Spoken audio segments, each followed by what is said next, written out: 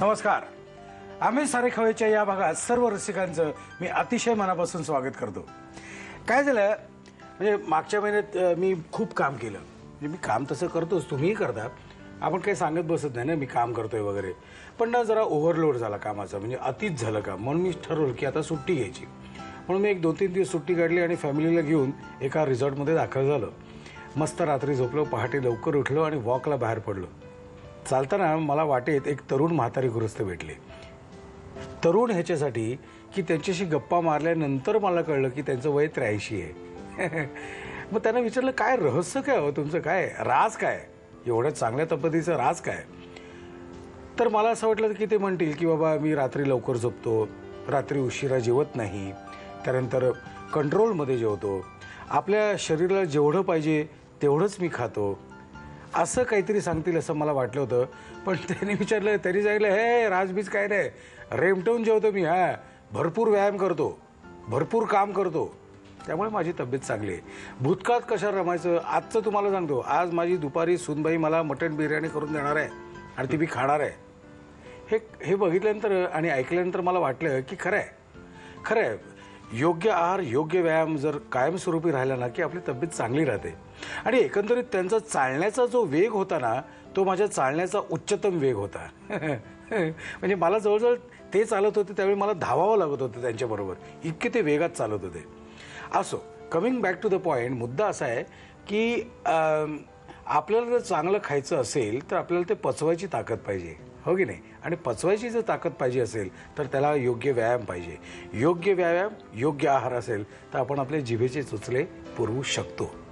आणि nutritious food, म्हणजे काल तुम्हाला मी सांगितलं होतं त्याप्रमाणे आज आपण बघणार न्यूट्रिशियस फूड. आपल्याकडे अशी मंडळी आहेत की आपल्याला डबे पुरवतात. म्हणजे आजही तशी पद्धत आहे, डबेवाले आपल्याला डबे घेऊन जातात, हो की नाही. रेल्वेवरून तुम्हाला दिसत असेल नाही का, डबेवाले डबे पोचवतात. तशी अजून एक नवीन जनरेशन तयार झालेली आहे की जी कॉर्पोरेट लेवलला डबे पुरवते. आणि नुसते डबे पुरवणे हा उद्देश नाही आहे, पण त्यामध्ये चांगलं न्यूट्रिशियस फूड आणि त्याचबरोबर सकस आणि त्याचबरोबर चटपटीत म्हणजे जिभेचे चुचले पुरवणार फूड, असं एक कॉम्बिनेशन नवीन तयार झालेलं आहे. तर असं कॉम्बिनेशन कॉर्पोरेट वर्ल्डला पुरवणारे एक गृहस्थ आज आपण इथे आमंत्रित केलेले आहेत. त्यांचं स्वागत करूया. नमस्कार श्री नित्यानंद शेट्टी. नमस्कार. मला एक सांगा, तुम्ही राहायला कुठे आहात. म्हणजे आपण त्या खाण्यावर तर येणारच आहोत, मूळ मुद्दा तोच आहे, पण मला थोडीशी बॅकग्राऊंड जाणून घ्यायची होती की तुम्ही राहायला कुठे आहात. मी राहायला मीरा रोडमध्ये आता. मीरा रोड. आमचे खवय्ये आतुरतेने वाट बघतायत तुम्ही आता काय बनवणार आहेत, कारण गोष्ट इंटरेस्टिंग आहे. फक्त आता गोष्टीच्या आत शिरायला पाहिजे आपल्याला. आपण आपल्या किचनकडे जाऊया का. या मला सांगा, आजच्या आपल्या खवय्यांना तुमचा पहिला पदार्थ तुम्ही काय दाखवणार आहात. थँक्यू. पहिला आपण बनवूया, एक सूप बनवूया. सूप. हां, सूप हे चांगलं असतं स्टार्टरसाठी. हे तुमचं म्हणजे भूक वाढवतं, भूक वाढवण्यासाठी. ओके, काय नाव आपण त्याचं. नॉर्मल मकाई शोरबा बनवूया. मकाई शोरबा. मकाई म्हणजे कॉर्न, हे बुट्टा असतं ना आपल्याला भेटतो, त्यांचा आपण एक सूप बनवूया. ओके. तुम्ही एक चायनीज स्वीट कॉर्न सूप तर घेतलं जातं. हे आपलं इंडियन व्हर्जन आहे, त्यामध्ये तेवढं स्वीट नसतं पण खायला खूप. ओके, साहित्य सांगतो मला काय काय. ग्रीन चिलीज चॉप केलेलं, मकाई याला बॉईल करून आम्ही पेस्ट केलंय 200 ग्राम. हे ओके. बे लीफ, तेजपत्ता, मग लवंग आहे, दालचिनी आहे, पेपरकॉर्न, हे होल गरम मसाला, बरं, जिरा पावडर, ओके, गरम मसाला पावडर, दूध हे ऑप्शनल आहे, तुम्हाला टाकायचं असेल तर टाकू शकता, नाहीतर असं पण ठेवू शकतो. ओके. मीठ तुमच्या चवीप्रमाणे, कांदा, कॅरेट्स आहे, क्रश पेपरकॉर्न्स आहे, हे थोडं चांगलं टेस्ट देतं सूपला. थोडीशी हळदी, कोथिंबीर, होल जिरा आणि गार्लिक, लसूण. ओके. हे दुधाचं मला काय कळलं नाही, म्हणजे दूध आपल्याला इट इज ऑप्शनल आहे का. It is optional. काही लोकांना दूध त्यांच्या सूपमध्ये आवडत नाही, तर ते ऑप्शनल. असं काही हे नाही की दूध हे सर्व काय जायचं, दूध तुम्ही हे करू. आणि हे आपण जे कॉर्न घेतलेले 200 ग्रॅम, त्याच्यावर काही संस्कार केले का काय केले, म्हणजे पहिले वाफवलेत. हां, त्याला कॉर्नला आपल्याला हे काढून बॉईल करून मग मिक्सरमध्ये पेस्ट करून टाकलं की बस. त्यावेळी मीठ वगैरे काय घातलं. नाही, काय नाही, ते आपण सूपमध्ये घाललं. ओके. आणि हे कॉर्नचं एक असं आहे की कॉर्न 200 ग्रॅम घेतले तर त्यामध्ये 500 ml पाणी टाकू शकता आणि 100 ml दूध. जर काय तुम्ही दूध नाही टाकणार तर 600 ग्रॅम तुम्ही पाणी घालायचं. Okay okay. तेल तापलेलं आहे. आता आपण प्रत्यक्ष कृतीकडे जाऊया. काय करायचं पहिल्यांदा आपण हे जे अख्खं गरम मसाला आहे ते आपण फर्स्ट टाकणार. ओके. मोठा करून ते पहिलं टाकण्याचं कारण हे आहे की ऑइल आहे त्यामध्ये चांगल्या प्रमाणे त्याचं फ्लेवर काढून घेणार. दालचिनी मिरी, काली मिरी आणि लवंग. ओके.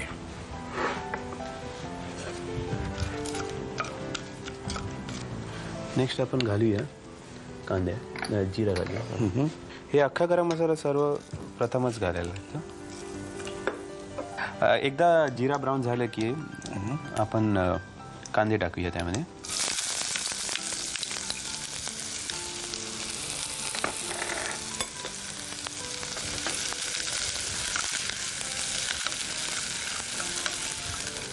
आपण गार्लिक टाकूया, लसण. ते हे लसण कांदे यामध्ये कॅलरीज तेवढं नसतं तर तुमच्या चवप्रमाणे तुम्ही टाकू शकता. बरं. हे आपण कॉर्न घालूया आता. ते कॉर्न खूपच पौष्टिक एक हे आहे खाद्यपदार्थ आहे. त्यामध्ये खूप विटॅमिन्स आहे, खूप मिनरल्स आहे. चला कॉर्न खायला सुरू करा आता. आता काय थोडे थोडे मसाले घालूया. हळद. कॉर्नला येलो कलर तर असतंच पण अजून थोडं घालूया. Yellow tint.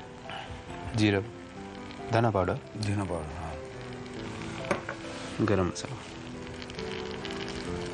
नेक्स्ट आपण हे कॅरेट्स घालूया. या कॅरेट्स तुम्ही बॉईल करून पण घालू शकता पण माझं हे ओपिनियन आहे की तुम्ही हे कच्चंच घाला. त्याचं चांगलं फ्लेवर पण आहे आणि सर्व त्याचे विटॅमिन खाताना पिताना खावं लागतं. आणि काय त्यांचं जे न्यूट्रिएंट्स आहे ते सूपमध्येच असेल. ते पाणी तुम्ही फेकून देता ते वेस्ट होणार नाही.